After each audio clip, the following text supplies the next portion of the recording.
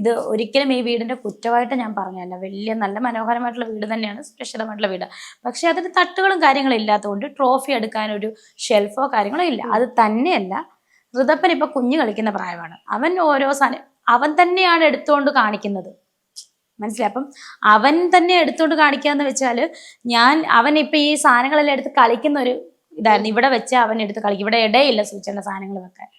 ഇടയില്ലെന്നുണ്ടെങ്കിൽ ഈ ഒരു ചെറിയ ടീപ്പോയ്ക്കകത്ത് ട്രോഫികൾ മുഴുവൻ വെച്ച് കഴിഞ്ഞാൽ ഫുള്ളാകും, നിലത്ത് പോകും. കുഞ്ഞെടുത്ത് കളിക്കും. നമ്മൾ അറിയത്തുമില്ല. ഫോണൊക്കെ എടുത്തുകൊണ്ടൊക്കെ പോകും. പിന്നെയാണ് ഞാൻ അറിയുന്നത്. ഒരു ദിവസം വീട്ടിൽ വന്നപ്പോൾ സുധിച്ചേണ്ട ഈ ഫോട്ടോയിൽ പൊട്ടും തൊട്ട് കണ്ണു എഴുതി വെച്ചേക്കുന്നത്. ഞാൻ ചോദിച്ചു എന്തു അത് സുന്ദരനാക്കിയതാണ്. അതുകൊണ്ടാണ് ഈ പെർഫ്യൂം പോലും ഞാൻ അധികം അവിടെ വെക്കത്തില്ല. കുഞ്ഞങ്ങാൻ എടുത്ത് പൊട്ടിച്ചാൽ തീർന്നു. അപ്പം ഞാൻ ആ സുധിച്ചേണ്ട ഒരു സാധനങ്ങളും അങ്ങനെ ചെയ്യരുത്, നഷ്ടപ്പെടരുതെന്ന് ഓർത്ത് എൻ്റെ റൂമിൽ സൂക്ഷിക്കാൻ വേണ്ടിയിട്ട് ഒരു കവറിനകത്ത് സൂക്ഷിച്ചു വെച്ചതാണ്. മനസ്സിലായോ? അതേ ഉള്ളൂ. അതിനകത്ത് ഇത്ര വലിയ പ്രശ്നങ്ങൾ നമ്മുടെ വീട്ടിൽ ഒരു സാധനങ്ങൾ, ഓരോ സാധനങ്ങൾ നമ്മുടെ പേഴ്സണൽ കാര്യങ്ങളല്ലേ. എൻ്റെ ഭർത്താവിൻ്റെ സാധനങ്ങൾ ഞാൻ സൂക്ഷിച്ചു വെച്ചു. അത് ഇത്ര വലിയ വിവാദമാക്കാനോ എനിക്കറിയില്ല. എന്താണ് ഇവർ ഉദ്ദേശിക്കുന്നതെന്ന്.